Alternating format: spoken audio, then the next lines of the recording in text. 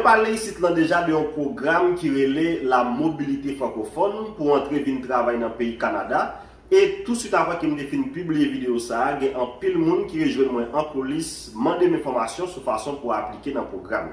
Bien que moi passer toute information nécessaire que vous avez supposé connaître dans la vidéo. Raison pour laquelle en pile question posée, parce que normalement nous pas garder vidéo jusqu'à la fin. Si nous regardons 50% dans la vidéo, reste 50% que nous quittons, c'est en pile information utile que nous-mêmes n'avons perdu. Objectif vidéo ça, c'est juste pour me faire entendre qui ça immigration Canada, autrement dit, monde qui travaille dans l'immigration qui est affilié avec le programme la mobilité francophone, qui ça vous dit de ça. Moi passe toute information nécessaire déjà, mais que je trouve important pour me partager ensemble avec vous une information qui saute direct dans la source là. Côté que vous pourrez entendre à des oreilles tout ça vous dit des programmes mobilité francophone. Bon, on ne peut pas parler en pile, mais juste faut apprécier ça et puis après vous êtes capable de compiler l'information qui ont été passée avec ça vous pourrez entendre actuellement là ou attirer une conclusion et si vous avez un doute toujours, vous pouvez toujours poser des questions. Alors bonjour, bonsoir. Nous sommes ici avec la plupart des personnes qui ont souhaité avoir de l'information sur la mobilité francophone. Et en même temps, Chantal, notre consultante, agrémentée, je tiens à le préciser, se fera un réel plaisir de nous entretenir sur quelles sont les possibilités qui s'offrent à vous en tant que nouveau immigrant à pouvoir venir au Canada par le biais de ce programme. À toi la parole, Chantal. Voilà. Merci Stéphane et merci à tous. Alors, est-ce que tu peux juste faire un double clic qu'on voit la présentation en grand? En plus grand, ok. C'est beau, tu le vois? Ok. Oui, ça y est. Ok, alors simplement, comme je disais, et c'est toujours enregistré là, c'est bon? Tout à fait. Alors, simplement, comme je disais, on va expliquer un peu la procédure classique pour pouvoir immigrer au Canada en tant que travailleur étranger. Donc là, je vous ai mis un exemple. C'est simplement un entrepreneur qui est venu à Toronto il y a de cela 4 ou 5 mois pour ouvrir une entreprise et il fait des tatouages. En fait, cet entrepreneur, maintenant, il veut recruter des personnes et il me dit, mais comment on fait? Et éventuellement, idéalement, il veut recruter des personnes qui parlent français. Alors moi, voilà ce que je lui dis. Je lui dis que déjà, normalement, quand on veut recruter un travailleur étranger, on doit passer par ce qu'on appelle une EIMT. Qu'est-ce qu'une EIMT? C'est une étude d'impact sur le marché du travail canadien. Simplement, ça veut dire que le gouvernement doit autoriser l'entreprise à embaucher le travailleur étranger. Si on ne passe pas par cette procédure-là, il n'y a pas d'embauche possible ou alors c'est des embauches au noir, donc qui ne sont pas légales. La procédure classique, c'est donc de passer par cette EIMT. Et le IMT, c'est une procédure qui est assez lourde déjà et qui est coûteuse. Par exemple, pour ouvrir un dossier et payer les frais, il faut que l'employeur dépense 1000 euros. 1000 dollars, pardon. Non, dollars. 1000 dollars. Donc, une fois que l'employeur reçoit le IMT, le travailleur peut présenter sa demande de permis de travail ensuite. Et pour cela, il faudra que le travailleur donne une lettre, enfin présente plutôt, une lettre d'offre d'emploi, un contrat, un exemplaire de IMT et le numéro de IMT. Donc maintenant, ça c'est pour la procédure classique qui est relativement lourde. Nous maintenant, on arrive avec la mobilité francophone. Donc la mobilité francophone, il faut savoir que c'est pour les emplois qui sont hors Québec déjà. Donc ça ne fonctionne que quand c'est hors Québec. Et il faut que ce soit un poste à responsabilité ou un poste de gestion ou un poste, ce qu'on appelle un poste technique. Donc, ça veut dire, ça va être tout ce qui est, par exemple, le mécanicien, il a un poste qui est très spécialisé, qui va être considéré comme un poste technique, un poste qualifié. Alors, un mécanicien, pas plus qu'un directeur, par exemple, ou bien de quelqu'un qui sera responsable d'une agence qui aura un certain nombre de responsabilités.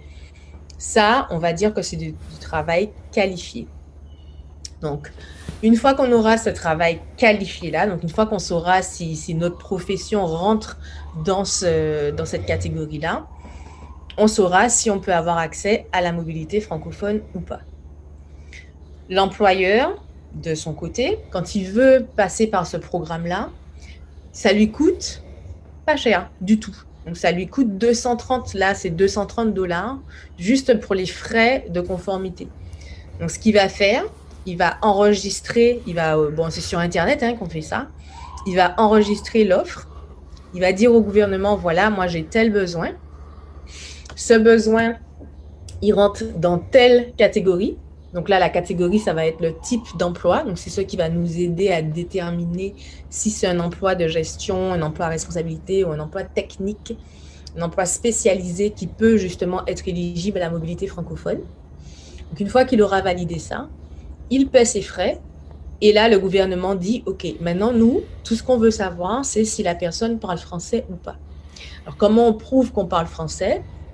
On donne, par exemple, un test d'évaluation linguistique qu'on a fait au préalable, mais pas que. Si vous avez un diplôme, en fait, vous avez fait vos études dans une langue française, en fait, dans la langue française, et que vous pouvez présenter vos diplômes, voilà, vous dites, voilà, moi, j'ai tel diplôme que j'ai réalisé à telle université et on parlait français. Et d'ailleurs, voici mes relevés de notes, tout est en français. Et là, ça leur suffit à se dire, bon, ben vous êtes éligible à la mobilité francophone. Donc, pour ce focus sur la mobilité francophone, ce qu'il faut retenir, c'est que, c'est beaucoup moins contraignant que la procédure classique pour recruter des travailleurs étrangers. 2, il faut qu'on soit quand même sûr que notre profession soit éligible. Ça veut dire que ce soit une profession qui soit ou un emploi à responsabilité, ou un emploi de gestion, ou un emploi technique. Donc, il y a vraiment des catégories, c'est pour ça qu'on parle de niveau 0, A ou B. Voilà. On pourra vous expliquer après, si vous êtes encore plus intéressé, comment déterminer quelle est exactement la catégorie de votre profession. Mais ça se trouve assez rapidement sur Internet, normalement. En tout cas, une fois qu'on sait qu'on rentre dans cette catégorie-là, on sait qu'on peut avoir accès à la mobilité francophone. Et le troisième gros critère, c'est qu'il faut que ce soit hors Québec. Et si vous voulez, l'idée derrière ça, c'est justement de permettre aux Français de sortir en fait du Québec et d'aller vers d'autres provinces, notamment l'Ontario, et de pouvoir s'y installer plus facilement. Donc maintenant, notre conseil à partir de ça, puis on va finir sur ça, c'est l'employeur, si vous êtes chercheur d'emploi, les employeurs en général, ils ne sont pas au courant de ce type de programme. C'est vraiment des choses qui ne sont pas connues. Donc, c'est à vous, quand vous vous vendez, de dire aussi, écoutez, moi, je suis français, je parle français.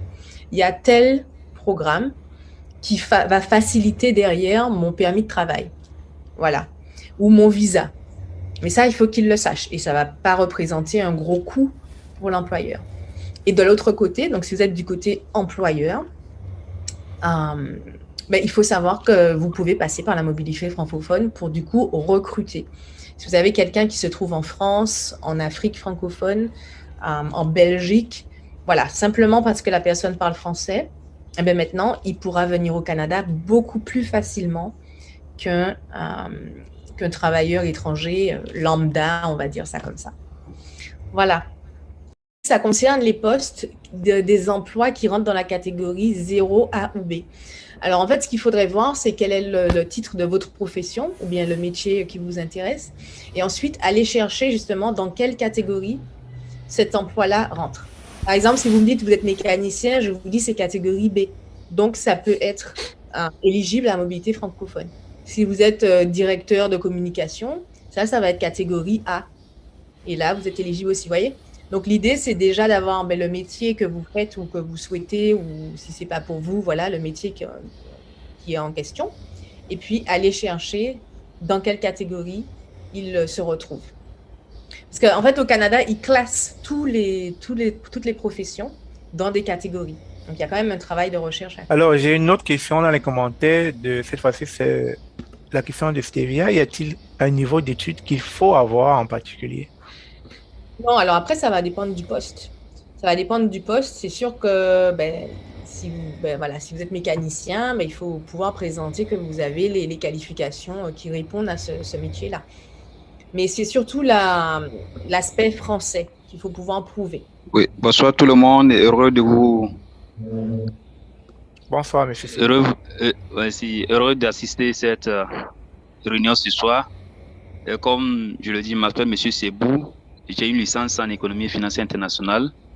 De même que ma femme, nous avons déjà fait le West. Nous avons déjà, nous deux, faire le TCF Canada. Alors, c'est sûr que la mobilité francophone, par exemple, c'est quelque chose qui correspondrait à votre catégorie. Alors, vous m'avez dit votre profession, c'est chauffeur de poids lourd, c'est ça? Sapeur-pompier. Mais ça rentre plus dans sapeur-pompier ou alors chauffeur de poids lourd? Oui, en fait, chez nous ici, avant d'être sapeur-pompier, d'abord, il faut être conducteur de gros camions d'abord, avant de passer même le concours de sapeur-pompier. Donc, ça veut dire que je fais les deux, soit sapeur-pompier. Bon, bref, j'ai commis les deux professions. Okay. Maintenant, je ne sais pas exactement qu'est-ce qu'il faut faire, bien, sur quoi il faut se baser pour monter un bon dossier. D'accord.